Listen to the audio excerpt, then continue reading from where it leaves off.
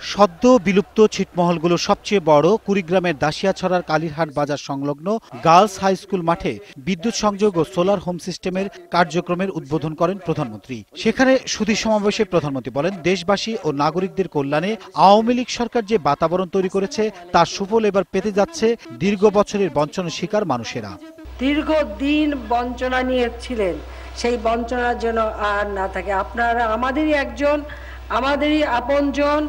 কাজে আমরা আমাদের দায়িত্ব নিয়েই আপনাদের সার্বিক উন্নয়নের জন্য বিভিন্ন কর্মসূচি আমরা হাতে নিয়েছি এবং সেগুলি পর্যায়ক্রমিকভাবে বাস্তবায়ন করা হবে এবং বাস্তবায়ন করা হচ্ছে। বাস্তবায়নের কাজও আমরা শুরু করে দিয়েছি।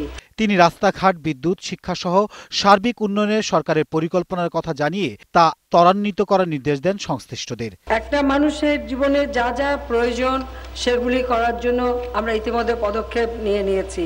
যোগাযোগ ব্যবস্থা ইতিমধ্যে বিভিন্ন কার্যক্রম শুরু হয়ে গেছে। রাস্তাঘাট তৈরি করা, কাঁচা রাস্তাগুলি পাকা করা এবং যেখানে রাস্তা নাই সেখানে কাঁচা রাস্তা তৈরি করা এবং বিভিন্ন জায়গায় বিশেষ করে যারা যেতে চান তাদের যাওয়ার জন্য চেক পয়েন্টে রাস্তার সংস্কার মেরামত করার কাজও চলছে।